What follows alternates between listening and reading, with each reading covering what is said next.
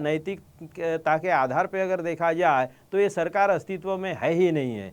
ये अवैध कब्जा जिसे बोल सकते हैं जनतंत्र पे फिर से और सरकार पे। ये अगर सही तरीके से कोई अगर जज ईमानदारी से अगर सुप्रीम कोर्ट अगर इस पे सुनवाई करे तो सारे के सारे अवैध करार दिए जाएंगे, सारे के सारे जनतंत्र विरोधी करार दिए जाएंगे। जैसे चोर आते हैं जेब कट आते हैं ना, तो उनका भी स्टाइल यही होता है कि जेब काटने वाला अलग होता है, वो भागने वाला अलग होता है, अरे पकड़ो पकड़ो को बोलने वाला अलग होता है। और कोई सही चोर के पास पहुंच जाए तो उसको बीच में अपनी बात शुरू करके उसको मिसगाइड करने वाला भी एक होता है। तो ये भारतीय जनता पार्टी का जनतंत्र को कमजोर करने का एक तरीका है। शिंदे जी बोल रहे थे मेरे ख्याल से कि अजीत पवार की ज्यादती होती थी, अजीत पवार की हुकुमशाही हम नहीं सहेंगे, इसीलिए अब क्या करेंगे शिंदे जी रिजाइन करेंगे क्या? जिन अडवाणी ने इनको बचाया था, जो दंगों का आरोप इनके बारे में या संशय था गुजरात में, तो अडवाणी ने बचाया, अडवाणी जी ने बचाया। उन अडवाणी जी की क्या हालत कर दी, पहले उनको गुरु मानते थे और अब उनको कहाँ डाल दिया है, कचरे की कुंडी में। तो ये लोग किसी के नहीं होते हैं, ना ये संघ के होंगे, ना ये भागवत के होंगे, ना गडकरी को तो उन्होंने किनारे कर ही दिया है। और देवेंद्र फडणवीस के साथियों को मैं कहना चाहूँगा, नागपुर से बैठकर मैं बात कर रहा हूँ, उन्हीं के एरिया से बात कर रहा हूँ कि आपके फडणवीस का भी हाल कितना बुरा होता है। देखिए अभी कहाँ से चीफ मिनिस्टर की बात हो गई, फिर ऐन समय पे उनको डिप्टी सीएम की शपथ लेने के लिए कहा, वो हीरो बनने की कोशिश कर रहे थे कि नहीं मैं शपथ नहीं लूंगा, फिर ऑर्डर आ गया कि फिर करना। रोए थे फडणवीस कि नेताओं की नई फसल आएगी। युवा पीढ़ी के लिए बहुत अच्छा चांस है, हर पार्टी के युवा पीढ़ी को बहुत अच्छा चांस है, शिवसेना के, राष्ट्रवादी के। हमारे साथ में तो अभी देखिए कि हमारे साथ में बीआरएस का हम काम कर रहे हैं, बीआरएस में इतने लोग, बीजेपी के लोग टूट रहे, कांग्रेस के लोग टूट रहे, राष्ट्रवादी के लोग टूट रहे, शिवसेना के लोग टूट रहे, शिंदे सेना के लोग टूट रहे, हर जगह से लोग हमारे पास में आ रहे।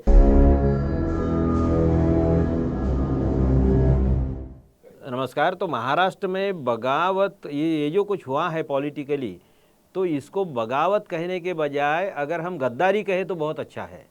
ये दहशत है। 1914 से इस देश में दहशत का पॉलिटिक्स शुरू हो गया है। नरेंद्र मोदी जी हो, अमित शाह जी हो, ब्लैकमेलिंग और दहशत, ये दो चीज़ें, दो शस्त्र उनके पास में हैं और वही वो इस्तेमाल करते हैं। लोगों के घर तोड़ना ये तो ठीक है, डाकुओं का काम ही होता है, घर तोड़े जा सकते हैं मगर बनाए भी जा सकते हैं। ये भूल गए शायद ये लोग।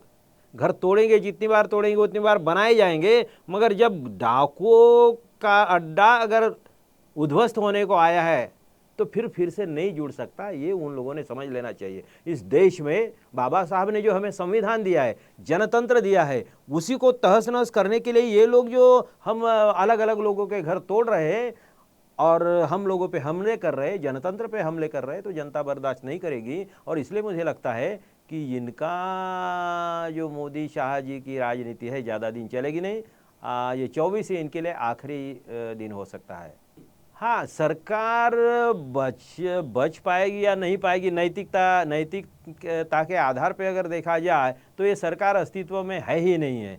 ये अवैध कब्जा जिसे बोल सकते हैं जनतंत्र पे फिर से और सरकार पे। ये अगर सही तरीके से कोई अगर जज ईमानदारी से अगर सुप्रीम कोर्ट अगर इस पे सुनवाई करे तो सारे के सारे अवैध करार दिए जाएंगे, सारे के सारे जनतंत्र विरोधी करार दिए जाएंगे। और छुपा क्या बोलते हैं उसको, हुकुमशाही, इस तरीके का ये सब आतंकवादी हमला है जनतंत्र पे। मगर और इसलिए क्या कंफ्यूज करना चाहते हैं इन लोगों की रणनीति क्या? इनके पास नैतिक कोई आधार नहीं है, भाजपा के पास में कोई नैतिक आधार नहीं है और इसलिए क्या करते, कंफ्यूज करना चाहते हैं, इसको तोड़ो उसको तोड़ो, इधर भाग गए उधर भाग गए। जैसे चोर आते हैं जेब कट आते हैं ना, तो उनका भी स्टाइल यही होता है कि जेब काटने वाला अलग होता है, वो भागने वाला अलग होता है, अरे पकड़ो पकड़ो को बोलने वाला अलग होता है। और कोई सही चोर के पास पहुंच जाए तो उसको बीच में अपनी बात शुरू करके उसको मिसगाइड करने वाला भी एक होता है। तो ये भारतीय जनता पार्टी का जनतंत्र को कमजोर करने का एक तरीका है। और इसीलिए विधानसभा अध्यक्ष ने, सबसे बड़ी बात तो ये है कि 36 लोगों की सिग्नेचर्स चाहिए थी। शिवसेना सेना को तोड़ने के लिए 36 लोगों की सिग्नेचर चाहिए थी। 30 लोगों ने पहली कुछ एप्लीकेशन दी है अध्यक्ष के पास में, और उसी के आधार पे कुछ न बोले हुए इनको डिस्क्वालीफाई किया जा सकता है।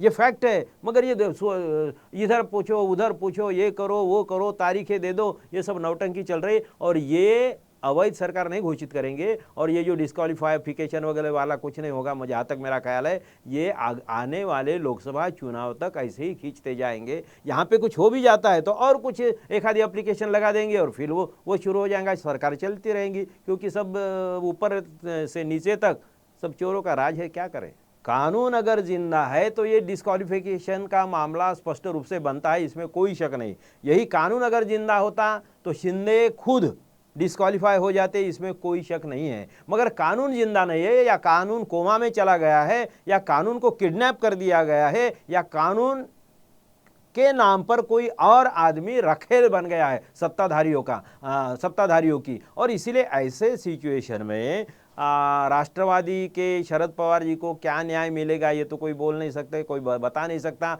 और बताने का कानून की बात तो अभी चल ही नहीं रही है। इसीलिए फिर भी ये तो मैंने वही बोला कि भाई ये कंफ्यूज करते जाएंगे, वीक करते जाएंगे। ये माइंड गेम है उनका कि अरे देखो, अरे क्या कांग्रेस शिवसेना को तोड़ दिया हमने, अब राष्ट्रवादी को तोड़ दिया, अब कांग्रेस को भी तोड़ देंगे और कुछ बचेगा नहीं। मगर एक बात मैं आपको एक असली बात बताता हूँ, सही बात बताता हूँ। यही पिछले चुनाव के 19 के चुनाव के पहले की बात है। मेरी एक राष्ट्रवादी के बड़े नेता के साथ हमेशा रहने वाला, बड़ा मतलब उनका खास आदमी, उसके साथ में बात हो गई एक प्रोग्राम में। तो मैंने उनको पूछा, मैं भी गेस्ट था वो भी गेस्ट थे, तो मैंने उनको पूछा कि आपको क्या लगता है कि राष्ट्रवादी के कितने आएंगे, कितने सीटें, सॉरी मैंने ये पूछा था कि कितने सीटें आएंगी विधानसभा में। वो बोले सर अब 40-45 आएंगी। तो मैंने बोला 40-45 राष्ट्रवादी की आएंगी तो फिर कांग्रेस की कितने आएगी।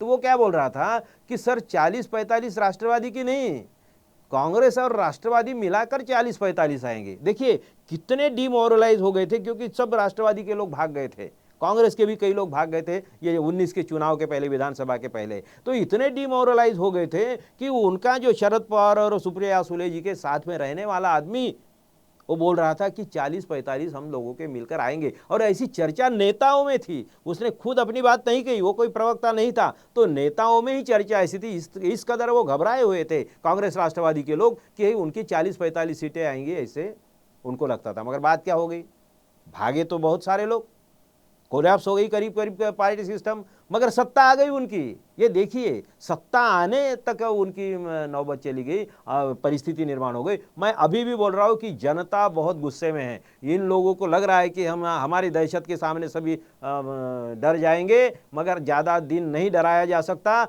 जनता अभी गुस्से में है। जैसे शिवसेना तोड़ दी गई, कौन से कैसे लोग हैं, किस लेवल के लोग हैं, किस रास्ते से उठाकर राजमहल तक जिन लोगों को बाला साहब की कृपा से वहाँ तक पहुँचा दिया गया, वही लोग उद्धव ठाकरे। ठीक है, उद्धव ठाकरे की मैं फेवर करने का कोई सवाल नहीं आता है, लेकिन वो उनके ऊपर आरोप लगा रहे। अब क्या करेंगे, वो बोल रहे थे ना, कुछ शिंदे जी बोल रहे थे मेरे ख्याल से कि अजीत पवार की ज्यादती होती थी, अजीत पवार की हुकुमशाही हम नहीं सहेंगे, इसीलिए अब क्या करेंगे शिंदे जी रिजाइन करेंगे क्या। अब तो अजीत पवार और उनके छाती पे बैठ गए ना। तो कहने का मतलब क्या है कि भाई खुद के मन में ही अगर बेईमानी हो, खुद के मन में ही अगर गलत चीज़ें हैं, तो फिर मोहल्ले को दोष देने का काम करने में कोई मतलब नहीं। मगर ये तो लोग करेंगे, क्योंकि जिनका कोई पॉलिटिकल चरित्र नहीं है वो लोग कुछ भी कर सकते हैं और पैसे के लिए, स्वार्थ के लिए कहीं पे भी जा सकते हैं। CBI ED का दबाव तो काम कर ही रहा है। ये सीधी अगर स्पष्ट शब्द में बोला जाए तो भाजपा की या मोदी शाह की ब्लैकमेलिंग की पॉलिटिक्स है ये। सीधी बातों में, कोई इधर लाग पेट की बातें करने में कोई मतलब नहीं है। जनतंत्र की बात है, जनता की बात है। देश खतरे में है, जनतंत्र खतरे में है, हमारा संविधान खतरे में है, हर इंसान खतरे में है। जिसका इंसानियत पे भरोसा है, जिसका जनतंत्र पे भरोसा है, जो इस देश की माटी से प्यार करता है, जो इस देश की मानवता से प्यार करता है, वो सबका भविष्य खतरे में है। और इसीलिए सीधा बोलो, सीधा बोलना होगा। ये कुछ भी कहेंगे, इधर बाहर जाएंगे, विदेशों में जाएंगे, बुद्ध की बात करेंगे, गांधी की बात करेंगे, और यहाँ आएंगे तो बुद्ध को भी मरवाएंगे और गांधी को भी मरवाएंगे, बाबा साहब का नाम लेंगे, बाबा साहब के उसूलों के खिलाफ काम करेंगे, शिवाजी महाराज का नाम लेंगे, जिजाऊ का अपमान करने वाले लोगों को पुरस्कृत करेंगे। ये दोगली नीति इन लोगों की है। तो हम लोगों को लड़ाई लड़नी होगी। इन पे भरोसा करने का, मोदी शाह पे भरोसा करने का, संघ पे, बीजेपी पे, किसी भी कीमत पे कोई भी दूसरा चेहरा आ जाए तो भी इन पर भरोसा करने का कोई सवाल ही नहीं उठता। जो इन पर भरोसा करेंगे, फिर अजीत दादा हो, फिर शिंदे हो, इनका क्या होता है, कचरे में, कूड़े में फेंक दिया जाएगा। अरे जो अडवाणी के नहीं हुए, जो मुरली मनोहर जोशी के नहीं हुए, मोदी साहब, जिन अडवाणी ने इनको बचाया था, जो दंगों का आरोप इनके बारे में या संशय था गुजरात में, तो अडवाणी ने बचाया, अडवाणी जी ने बचाया। उन अडवाणी जी की क्या हालत कर दी। पहले उनको गुरु मानते थे और अब उनको कहाँ डाल दिया है, कचरे की कुंडी में। तो ये लोग किसी के नहीं होते हैं, ना ये संघ के होंगे, ना ये भागवत के होंगे, ना गडकरी को तो उन्होंने किनारे कर ही दिया है। और देवेंद्र फडणवीस के साथियों को मैं कहना चाहूँगा, नागपुर से बैठकर मैं बात कर रहा हूँ, उन्हीं के एरिया से बात कर रहा हूँ कि आपके फडणवीस का भी हाल कितना बुरा होता है। देखिए अभी कहाँ से चीफ मिनिस्टर की बात हो गई, फिर ऐन समय पे उनको डिप्टी सीएम की शपथ लेने के लिए कहा। वो हीरो बनने की कोशिश कर रहे थे कि नहीं मैं शपथ नहीं लूंगा, फिर ऑर्डर आ गया कि फिर करना। रोए थे फडणवीस। अभी तो डिप्टी सीएम से और उनका पार्टनर आ गया है, और वो भी दबंग पार्टनर है। तो ये तो कहाँ बह जाएंगे। फिर अजीत दादा का तो है कि धरन में पानी नहीं है तो क्या कर सकते हैं। तो अजीत दादा का जो नल है ना, उसके प्रवाह में शायद अभी फडणवीस बह जाएंगे। कहने का मतलब मेरा ये कि ये किसी को नहीं छोड़ेंगे, मोदी शाह किसी को नहीं छोड़ेंगे। इसीलिए 24 की लड़ाई में किसी भी हालत में, किसी भी कीमत में सभी पार्टियों का और सभी इंसानियत पे भरोसा करने वाले लोगों के लिए मेरा आह्वान है, नम्र निवेदन है कि इनको हटाओ, देश बचाओ, जनता को बचाओ। जनता बचेगी, जनतंत्र बचेगा, देश बचेगा, समाज बचेगा तो हम बचेंगे, हमारी फैमिली। और इसीलिए इनके साथ जाने वाले पॉलिटिकल लोग जो भी है वो खुदकशी कर रहे और समाज के साथ में भी धोखाधड़ी कर रहे, गद्दारी कर रहे। इसलिए इनको इतिहास कभी माफ नहीं करेगा। ये 100 तो छोड़िए, मैं बोलता हूँ 50-60 तक अगर ना निपट जाए, ये सब मिला के ना, ये फिगर आप ध्यान में रखना, ये 50-60 के आजू बाजू में निपट जाएंगे और बड़े पैमाने पे जनता में विद्रोह है, नई फसल आएगी। ये तो मैं समझ रहा हूँ कि नेताओं की नई फसल आएगी। युवा पीढ़ी के लिए बहुत अच्छा चांस है, हर पार्टी के युवा पीढ़ी को बहुत अच्छा चांस है, शिवसेना के, राष्ट्रवादी के। हमारे साथ में तो अभी देखिए कि हमारे साथ में बीआरएस का हम काम कर रहे हैं। बीआरएस में इतने लोग, बीजेपी के लोग टूट रहे, कांग्रेस के लोग टूट रहे, राष्ट्रवादी के लोग टूट रहे, शिवसेना के लोग टूट रहे, शिंदे सेना के लोग टूट रहे, हर जगह से लोग हमारे पास में आ रहे। तो मैं ये बोल रहा हूँ कि ये जनतंत्र के लिए एक जो होता है ना, कभी कभी एक बहुत बड़ा भूकंप हो जाता है और भूकंप के बाद में नई निर्मित हो जाती है। पृथ्वी की निर्मित भी भूकंप से या बड़ी इससे हो गई है, मतलब ये बहुत बड़ा हादसा हो। और इसीलिए ये जनतंत्र के लिए, नई फसल के लिए बहुत अच्छा मौका है।